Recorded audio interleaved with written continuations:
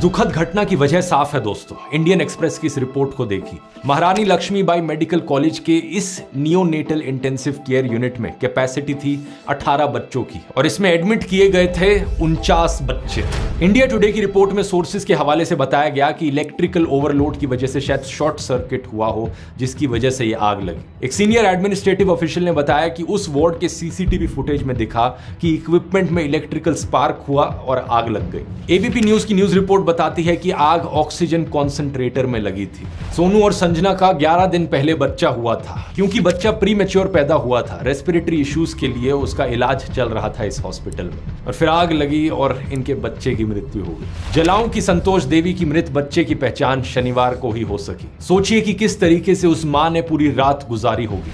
याकूब और नजमा की आंखों से आंसू सूख नहीं पा रहे। जुड़वा बेटियां हुई थी इनकी, दोनों आग में जलकर मारी गई। हालांकि अपनी बेटियों को नहीं बचा पाए, लेकिन याकूब ने खिड़की तोड़ी और जितने बच्चों को बचा सकते थे उन्होंने बचाया। टाइम्स ऑफ इंडिया में एक खबर छपी है, लेकिन मुझे लगता है इन्हें नहीं छापनी चाहिए थी, क्योंकि मुझे डर है जैसे बच्चों को बचाने वाले डॉक्टर कफील खान को जेल में डाल दिया गया था, कहीं याकूब के साथ भी वैसा ही ना किया जाए। असल में बात क्या है ना, हमारे देश में ऐसे कई नेता हैं जिनके दिलों में नफरत कूट कूट कर भरी है। हॉस्पिटल स्टाफ ने बच्चों को बचाने के बहुत एफर्ट्स किए। ऐसा करते हुए एक फीमेल स्टाफ मेंबर के कपड़ों में आग लग गई थी और उन्हें खुद को बचाने के लिए अपने कुछ कपड़े उतारने पड़े, लेकिन फिर भी वो रुकी नहीं। एक और इंसान कृपाल सिंह जो उस वक्त वहां मौजूद थे, उन्होंने ये बताया कि उन्होंने एक नर्स को बाहर तेजी से भागते हुए देखा जिनके पैरों में आग लगी हुई थी। मेडिकल कॉलेज के प्रिंसिपल डॉक्टर NS सेंगार ने कहा कि अस्पताल के फायर एक्सटिंग्विशर्स ऑपरेशनल थे, उनका इस्तेमाल किया गया। स्टाफ मेंबर्स भी फायर रिस्पांस प्रोटोकॉल के लिए ट्रेंड थे। यही कारण है कि करीब 39 बच्चों को बचाया जा सका। लेकिन अब इस ट्रेजेडी के लिए इस हॉस्पिटल स्टाफ में से ही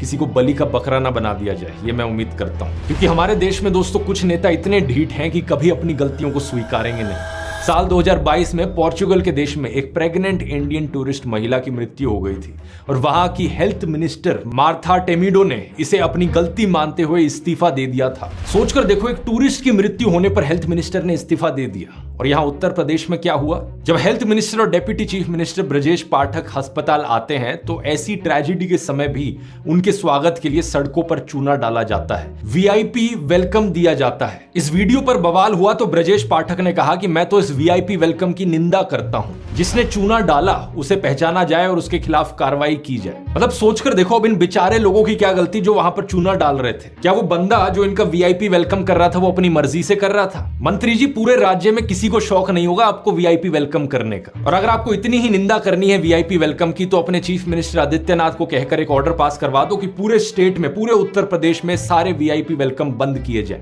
आपको चैलेंज दे रहा हूं, इंतजार रहेगा ऐसे ऑर्डर पास होने का। हालांकि मुझे तो लगता है कि यूपी सीएम आदित्यनाथ से किसी भी तरीके की कोई उम्मीद करना बेकार है। बच्चों की अस्थियां ठंडी नहीं हो पाई थी कि अगले ही दिन ये रोड शो और रैलीज करते हुए दिखे। फूलपुर, कानपुर, अलीगढ़, गाजियाबाद। दैनिक भास्कर की न्यूज हेडलाइन देखिए, कानपुर में योगी का 2 किलोमीटर लंबा